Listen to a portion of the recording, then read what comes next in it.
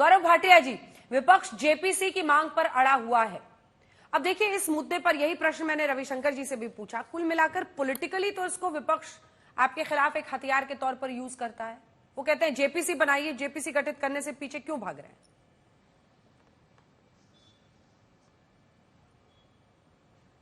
देखिए अंजना जी, हमें ये जानना होगा कि कौन ये लोग मांग उठा रहे हैं। सबसे पहले तो सवाल ये पूछा जाएगा राहुल गांधी से, जैसा आपने 3 जनवरी 2024 के सर्वोच्च न्यायालय के फैसले की अभी बात करी। सर्वोच्च न्यायालय में क्या मांग थी आपको मालूम है? सारे दर्शकों को पता होना चाहिए। इन्होंने कहा एसआईटी की एक बॉडी गठित करो और वो जांच करे। सर्वोच्च न्यायालय ने कहा कि हम नहीं करेंगे, और ये तब कहा जब सेबी ने अपना काम किया और उन्होंने कम समय में जो 24 बिंदु थे उसके 22 बिंदुओं पे जो है अपनी रिपोर्ट रखी। तो पहला सवाल तो ये है, राहुल गांधी जी क्या सर्वोच्च न्यायालय से ऊपर हो गए हैं? दूसरी बात, अगर राहुल गांधी को लगता है तो रविशंकर जी अभी बहुत अच्छा प्रश्न पूछ रहे थे, सर्वोच्च न्यायालय क्यों नहीं जाते और फिर से मांग उठा दीजिए। वैसे मैं जानकारी दे दूं आपको कि एक पिटीशन डिसमिस होने के बाद रिव्यू पिटीशन फाइल हुई थी। ये रिव्यू पिटीशन फाइल हुई थी और इसका 8 मई 2024 को फैसला आया। मेरे हाथ में वो आदेश है। सर्वोच्च न्यायालय ने रिव्यू पिटीशन भी खारिज कर दिया और पहले रिट पिटीशन किया। तो सबसे पहली बात तो ये हो गई कि इनकी जो आस्था है ये किसी भी हमारी संवैधानिक संस्था में नहीं है, न्यायपालिका में नहीं है। दूसरी बात, उठा कौन रहा है?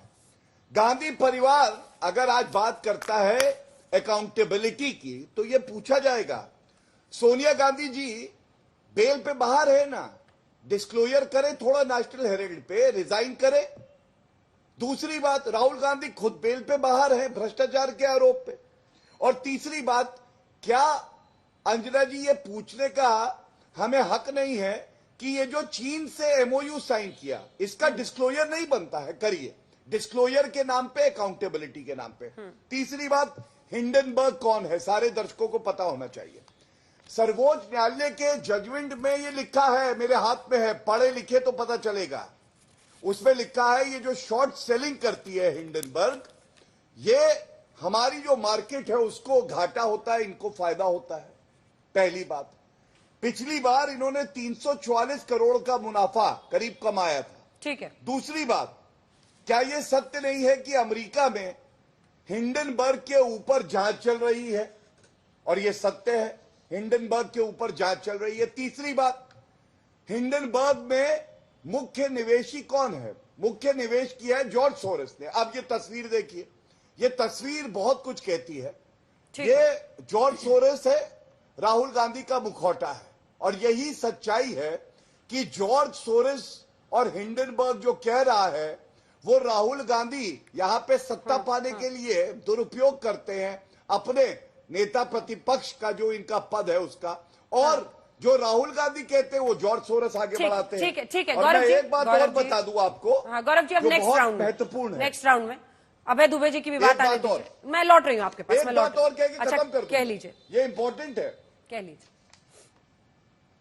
धन्यवाद। ये देखिए, हिंडनबर्ग की रिपोर्ट जो है, जो उन्होंने डाली है, उसमें एक डिस्क्लेमर है। ये मेरे हाथ में है, सारे तथ्यों के साथ बात करता हूं। इस डिस्क्लेमर में खुद ही लिखा हुआ है कि इस रिपोर्ट को अपने रिस्क पे यूज करिए।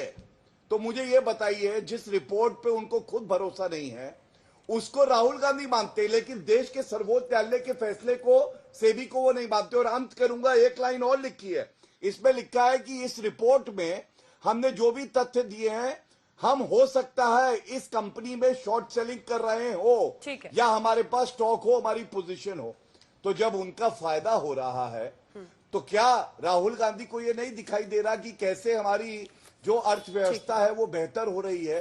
उसको हिलाने के लिए ये दुष्प्रचार हो रहा है और राहुल गांधी वही कर रहे हैं जो जॉर्ज सोरोस कह रहे हैं। ठीक है।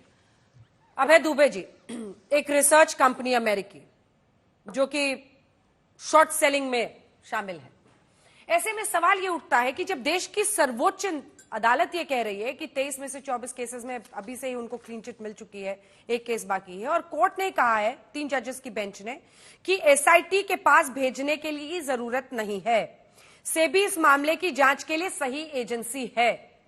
फिर ये अंपायर फाउल है वाला आरोप क्यों, किसकी शय पर यह आरोप लगा रही है आप पर बीजेपी कि जॉर्ज सोरोस और हिंडनबर्ग के साथ क्या रिश्ता है राहुल जी का? अंजना जी, आज अडानी की कंपनी से ज्यादा भारतीय जनता पार्टी के प्रवक्ता और नेता तिल मिलाए हुए हैं। उनके प्रवक्ता बनकर इस चैनल पर आए। आरोप भारतीय जनता पार्टी पर तो नहीं है। आज जब भी भारत में महाघोटाला भारतीय जनता पार्टी की सरकार का सामने आता है तो राष्ट्र पर खतरा मंडराता है। सारे चैनलों पर चिल्लाने लगते हैं, इस देश पर खतरा है, विदेशी आक्रमण इस देश पर है। सेबी की प्रमुख से सीधे से सिर्फ 3 सवाल हैं जिसका जवाब उन्होंने नहीं दिया, जो पवन खेड़ा जी अभी आपके सामने कह रहे थे। क्या आईपीई प्लस फंड 1 में अकाउंट 5 जून 2015 को खोला था, जिसमें विनोद अडानी जी आईआईएफएल के थ्रू उनकी संबद्धता है? क्या अप्रैल 2017 से मार्च 2022 तक सेबी की होल टाइम मेंबर रहते हुए, चेयरपर्सन रहते हुए अगोटा पार्टनर में 100% स्टेक था आपका कि नहीं था? और आपके अपॉइंटमेंट के 1 वीक के बाद चुपचाप वो ट्रांसफर किया कि नहीं किया? ये आरोप है हिडनबर्ग का, उस पर जवाब दीजिए। ब्लैकस्टोन में आपकी हिस्सेदारी है कि नहीं है? ये आरोप है ब्लैकस्टोन का, उस पर जवाब दीजिए। आरोप क्या था? सर्वोच्च अदालत ने एक कमेटी बनाई, सर्वोच्च अदालत के न्यायाधीश सप्रे जी की अध्यक्षता में। उस पर जांच क्या करनी थी? 3 बिंदुओं पर जांच करनी थी। देश के लोग गौर से सुनिएगा, बहुत अच्छा खुलासा मैं करने वाला हूं। 3 इस हिस्से पर थी कि 25% इक्विटी जो पब्लिक लिस्टेड कंपनी है उसमें पब्लिक के पास उनकी शेयर होल्डिंग होनी चाहिए, वो है कि नहीं है। दूसरा आरोप की जांच करनी थी, क्या स्टॉक मैनिपुलेशन हुआ है कि नहीं हुआ है। तीसरा आरोप था क्या रिलेटेड पार्टी है कि नहीं। साधारण शब्दों में समझे तो आरोप यह था कि ऑफशोर जो कंपनियां विनोद अडानी जी की है, जिनके सिंगापुर में, मॉरिशस में एड्रेस तो मिलते हैं लेकिन कंपनी के कर्मचारी नहीं मिलते, जो हजारों करोड़ रुपए इन्वेस्ट कर रहे हैं अडानी जी की कंपनी में। तो सेबी ये कहती है सुप्रीम अदालत में जवाब में अपने कि हां साहब 13 कंपनियां ऐसी थी जो अडानी जी के स्टॉक्स में इन्वेस्ट कर रही थी, जिसमें 12 फॉरेन पोर्टफोलियो इन्वेस्टमेंट्स थे, जिनका वो स्ट्रक्चर ओपेक था, मतलब जिसका अता पता नहीं था, जिस पर संदेह था। खुद जांच कमेटी में ये बात उन्होंने कही, जिस पर संदेह था। लेकिन षड्यंत्र क्या हुआ देश के साथ जानती हैं? 2018 में ओपेक स्ट्रक्चर की डेफिनेशन को ही बदल दिया मोदी जी ने। मोदी जी ने कहा नहीं, हमारे मित्रों पर कार्रवाई नहीं होगी, ये सारी परिभाषाएं बदल दो। तब कमेटी के सामने वो दिक्कत आई, उन्होंने कहा कि जिस कानून का सुन लीजिए। अब एक बार आपने बोला है, पूरी तरह मैं बताता हूं। अंजना जी, आरोप गंभीर ये था तो कमेटी ने ये कहा अपनी जांच रिपोर्ट में, क्योंकि जिस प्रकार पेगासिस में उन्होंने कहा था कि जब तक सेबी पूरी तरह पारदर्शिता से जांच नहीं करेगी तब तक इसका निष्कर्ष उत्तर दे दूंगा। एक गंभीर सवाल मैं देश के सामने और खड़ा करना चाहता हूं। 15 मई 2014 को अडानी जी पर आरोप लगा कि उनके भाई के जो इलेक्ट्रोजन इंफ्रा नाम की कंपनी है उनकी सिंगापुर में, वो ओवर इनवाइसिंग कर रहे हैं। और किसने लगाया? डीआरआई ने नोटिस दिया। सीबीआई की जांच चल रही है 2014 में।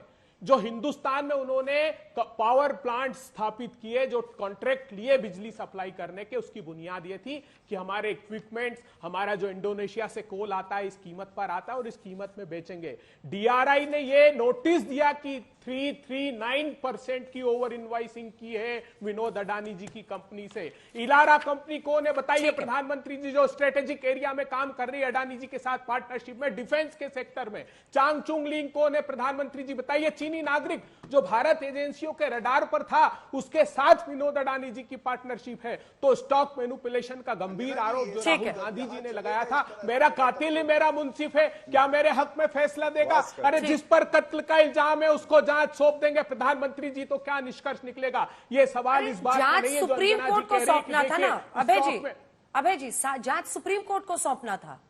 सुप्रीम कोर्ट ने कहा एसआईटी की जरूरत नहीं है, सेबी ही सही एजेंसी है। सेबी बिल्कुल, उसमें सुप्रीम कोर्ट ने अपने न्यायाधीश के अधीन, सप्रे साहब के अधीन एक कमेटी बनाई थी। उसमें समय लेती रही सेबी। आप पढ़िए तो सही, 8 से 10 बार टाइम बाय किया। सुप्रीम कोर्ट ने अंततः कहा कि इसके बाद हम समय नहीं देंगे और रिपोर्ट क्या प्रस्तुत करेंगे। मैंने कहा कि जो कॉन्फ्लिक्ट ऑफ इंटरेस्ट है, जो ठीक है, एक बार से क्विड प्रो को है, अगर वो उसका आरोप है गंभीरता से, तो ये जांच मैं उत्तर होनी दे दूं, चाहिए। प्लीज। भारतीय जनता पार्टी अडानी जी के प्रवक्ता बनकर नहीं आए, देश के हित में सिद्धार्थ खड़े जरावी होइए। साहब। ये देश के वो करोड़ों आरोप निवेशकों लगाते और हैं ये देश- अडानी की तरफ से बोल रहे हैं, ये आरोप लगाते हैं कि ये हिंडनबर्ग के प्रवक्ता बने हुए हैं। तो ये तो मामला दिख रहा है कि कैसे लड़ाई है। पर चाहे जिस भी उन्होंने बात की है, जो आरोप तमाम लगाए हैं,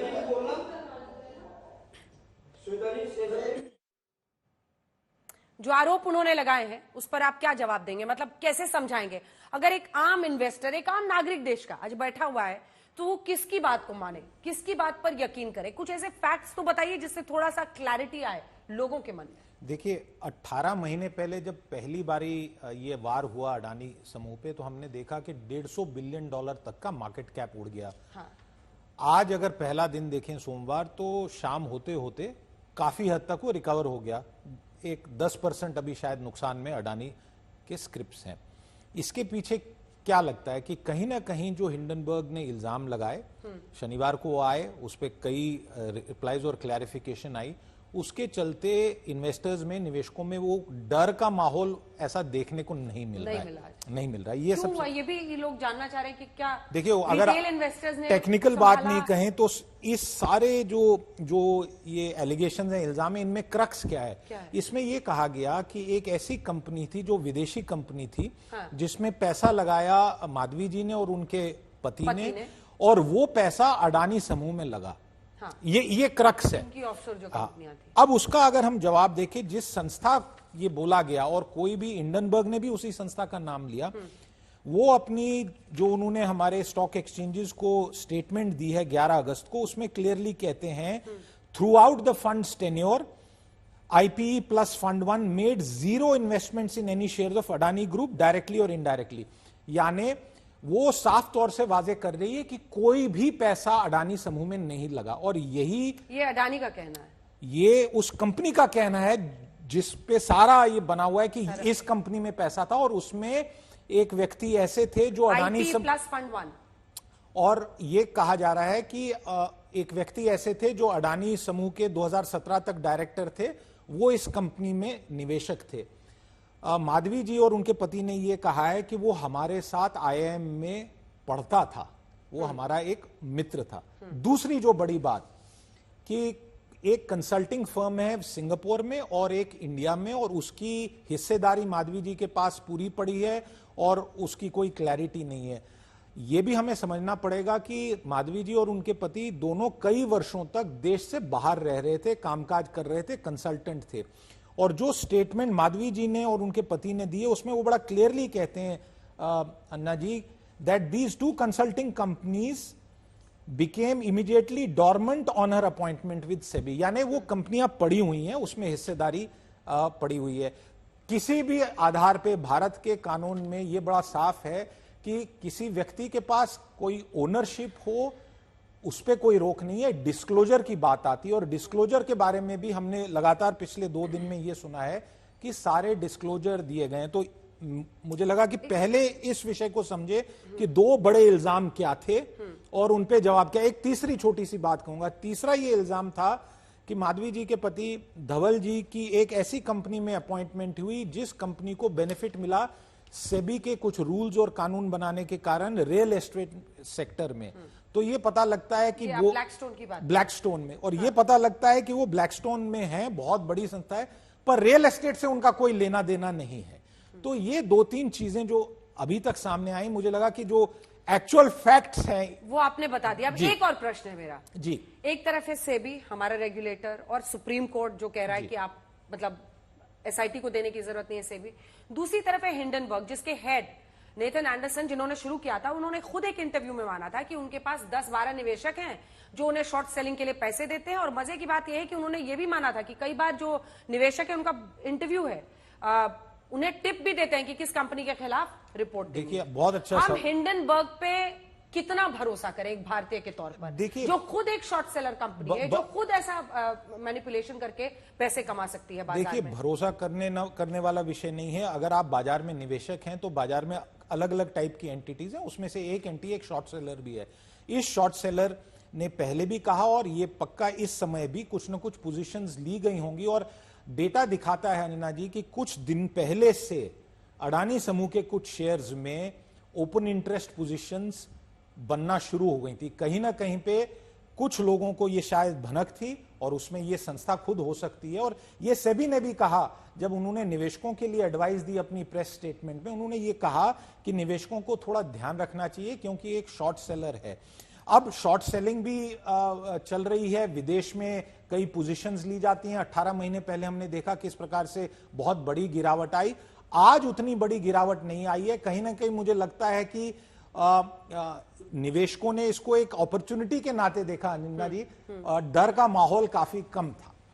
मतलब रिपोर्ट को उन्होंने नकार दिया, कहूं तो सही रहेगा। देखिए नकारा है, बट एक सवाल बाजार तो सेंटिमेंट पे ही चलता है ना। सेंटिमेंट पे चलता है। देखिए ये लगातार हमने देखा कि बहुत लोगों ने इस पे जो प्रतिक्रिया लगातार दी आने के बाद, सबसे जो 2-3 बड़े मुद्दे हैं, जब उनपे बड़ा स्पष्ट एक क्लैरिफिकेशन आया है तो कहीं ना कहीं पे इस प्रकार की स्थिति। बट एक छोटा सा विषय जो बनता है कि जब सवाल उठते हैं, जब शक का एक माहौल बनता है, तो कहीं ना कहीं पे एक इंडिपेंडेंट पॉइंट ऑफ व्यू आने की आवश्यकता है। और उस इंडिपेंडेंट पॉइंट ऑफ व्यू से शायद कहीं ना कहीं जो भी कोई डाउट हो वो शायद चला जाएगा।